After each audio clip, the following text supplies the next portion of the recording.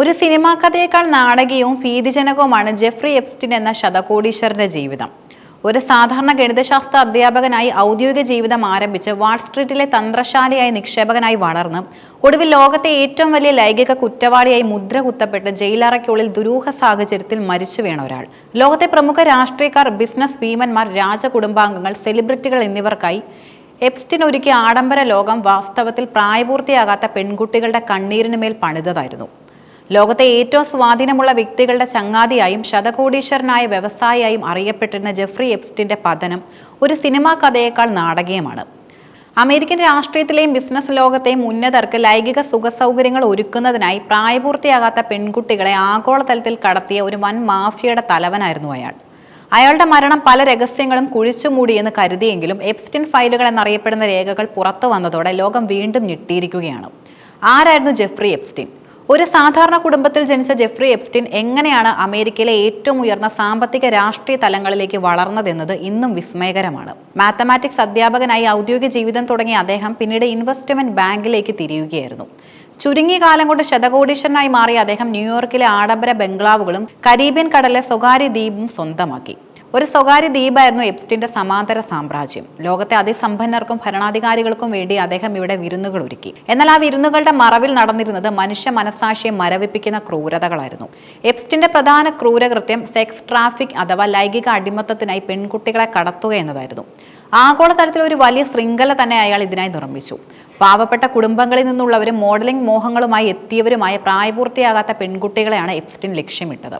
ഈ പെൺകുട്ടികളെ തന്റെ ആഡംബര വസതിയിലേക്ക് എത്തിക്കുകയും അവിടെയുള്ള പ്രമുഖരായ അതിഥികൾക്ക് കാഴ്ചവെക്കുകയും ചെയ്തു. എപ്സ്റ്റീന്റെ സഹായിയായിരുന്ന ഗ്ലിസൻ മാക്സ്വെൽ ആയിരുന്നു ഇതിൽ പ്രധാന പങ്കുവഹിച്ചത്. 2008 ആദ്യമായി പിടിയിലായെങ്കിലും തന്റെ ഉന്നത സ്വാധീനം ഉപയോഗിച്ച് കേവലം 13 ദിവസത്തെ തടവ് ശിക്ഷയിൽ അയാൾ രക്ഷപ്പെട്ടു. ഇത് അമേരിക്കൻ നിയമവ്യവസ്ഥയ്ക്ക് മേലുള്ള കറുത്ത പാടായി ഇന്നും നിലനിൽക്കുന്നു. 2019 ജൂലൈയിൽ കൂടുതൽ ശക്തമായ തെളിവുകളോടെ എപ്സ്റ്റീൻ വീണ്ടും അറസ്റ്റിലായി. ഈ തവണ അഴിക്കുള്ളിൽ നിന്ന് പുറത്തു കടക്കില്ലെന്ന് ഉറപ്പായതോടെ ലോകം പ്രതീക്ഷിച്ചത് ഉന്നതരുടെ പേരുകൾ അയാൾ വെളിപ്പെടുത്തുമെന്നാണ്. എന്നാൽ ഓഗസ്റ്റ് 10 ന്യൂയോർക്കിലെ അതീവ സുരക്ഷാ ജയിലിനുള്ളിൽ എപ്സ്റ്റീനെ മരിച്ച നിലയിൽ കണ്ടെത്തി. ആത്മഹത്യയോ കൊലപാതകമോ? അധികൃതർ ഇത് ആത്മഹത്യയാണെന്ന് സ്ഥിരീകരിച്ചെങ്കിലും ദുരൂഹതകൾ അവസാനിക്കുന്നില്ല. CCTV ക്യാമറകൾ പ്രവർത്തനരഹിതമായതും കാവൽക്കാർ ഉറങ്ങിപ്പോയതും എപ്സ്റ്റീന്റെ മരണത്തിൽ ലോകശ്രദ്ധയുടെ പ്രമുഖരുടെ പങ്കുണ്ടെന്ന സംശയം ജനിപ്പിച്ചു. തന്റെ രഹസ്യങ്ങൾ പുറത്തറിയാതിരിക്കാൻ അധികാര കേന്ദ്രങ്ങൾ അയാളെ കൊലപ്പെടുത്തിയതാണെന്ന സിദ്ധാന്തം ഇന്നും ശക്തമാണ്. എപ്സ്റ്റീന്റെ കോണ്ടാക്ട് ലിസ്റ്റിൽ ഉണ്ടായിരുന്നവരുടെ പേരുകൾ കേട്ടാൽ ആരും അമ്പരന്നു പോകും.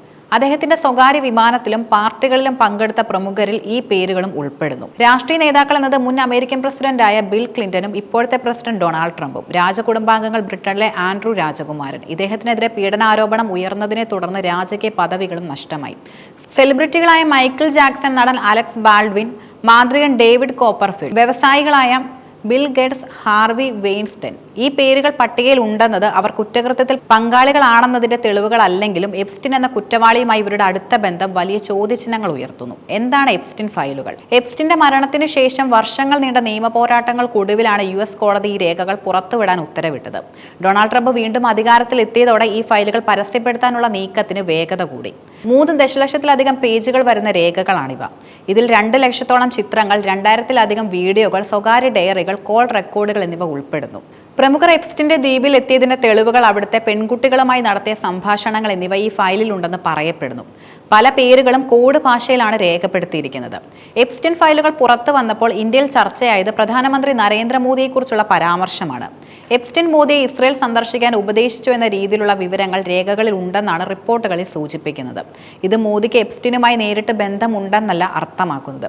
മറിച്ച് ലോകത്തെ നിർണായക രാഷ്ട്രീയ തീരുമാനങ്ങളെ സ്വാധീനിക്കാൻ എപ്സ്റ്റീൻ ശ്രമിച്ചിരുന്നു എന്നതിന്റെ തെളിവായി ഇതിനെ കാണാം. ഒരുതരം നയതന്ത്ര ഇടനിലക്കാരനായി മാറാൻ എപ്സ്റ്റീൻ ആഗ്രഹിച്ചിരുന്നുവെന്ന് ഇതിലൂടെ മനസ്സിലാക്കാം. ഡൊണാൾഡ് ട്രംപും എപ്സ്റ്റീനും തമ്മിലുള്ള ദീർഘകാല സൗഹൃദം എന്നും വിവാദമായിരുന്നു.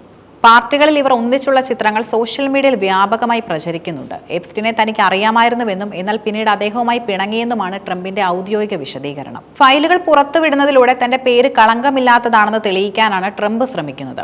എന്നാൽ ഈ ഫയലുകൾ പുറത്തുവിടുന്നതിൽ ട്രംപിന് രാഷ്ട്രീയ താല്പര്യങ്ങൾ ഉണ്ടെന്നും ഡെമോക്രാറ്റിക് പാർട്ടിയിലെ പ്രമുഖരെ കുടുക്കുകയാണ് ലക്ഷ്യമെന്നും വിമർശകർ കരുതുന്നു.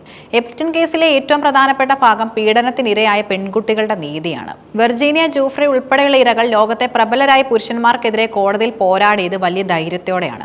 എപ്സ്റ്റീൻ മരിച്ചെങ്കിലും അയാളുടെ പങ്കാളികളായിരുന്ന ഗ്ലിസൻ മാക്സ്വെൽ ഇപ്പോൾ 20 വർഷത്തെ തടവ് ശിക്ഷ അനുഭവിക്കുകയാണ്. പണവും അധികാരവും ഉണ്ടെങ്കിൽ എന്ത് കുറ്റകൃത്യവും മറച്ചുവെക്കാം എന്നതിന്റെ ഉദാഹരണമായിരുന്നു എപ്സ്റ്റീന്റെ ആദ്യത്തെ മോചനം. FBI-യും മറ്റ് അന്വേഷണ ഏജൻസികളും വർഷങ്ങളോളം എപ്സ്റ്റീനെ സംരക്ഷിച്ചു എന്ന ആരോപണവും ശക്തമാണ്. ചില ഉന്നത ഉദ്യോഗസ്ഥർ ഇയാളുടെ ചാരന്മാരായി പ്രവർത്തിച്ചുവെന്ന ഞെട്ടിക്കുന്ന വിവരങ്ങളും ഇപ്പോൾ പുറത്തു വരുന്നുണ്ട്. എപ്സ്റ്റീൻ ഫയലുകൾ പൂർണ്ണമായും പൊതുജനങ്ങൾക്ക് ലഭ്യമാക്കിയിട്ടില്ല. പല പേജുകളും സെൻസർ ചെയ്യപ്പെട്ട നിലയിലാണ്. എന്നാൽ വരും വർഷങ്ങളിൽ കൂടുതൽ വിവരങ്ങൾ പുറത്തു വരുമെന്നാണ് പ്രതീക്ഷിക്കുന്നത്. ലോകത്തെ അധികാര കേന്ദ്രങ്ങൾ എങ്ങനെയാണ് ലൈംഗിക ചൂഷണത്തിനും മനുഷ്യാവകാശ ലംഘനങ്ങൾക്കുമായി കൈകോർക്കുന്നത് എന്നതിന്റെ പാഠപുസ്തകമാണ് ഈ ഫയലുകൾ.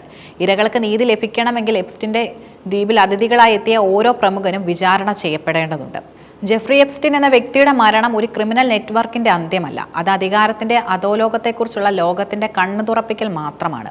എപ്സ്റ്റീൻ ഫയലുകൾ ഇനിയും ലോകത്തെ പല പ്രമുഖരുടെയും ഉറക്കം കെടുത്തുമെന്ന കാര്യത്തിലും തർക്കമില്ല. ലൈംഗിക അടിമത്തത്തിനിരയായ നൂറുകണക്കിന് പെൺകുട്ടികളുടെ കണ്ണുനീരിന് മുന്നിൽ ലോകത്തെ ഏതൊരു ശതകോടീശ്വരനും ഒരു ദിവസം മറുപടി പറയേണ്ടി വരുമെന്ന സന്ദേശമാണ് ഈ സംഭവം നൽകുന്നത്.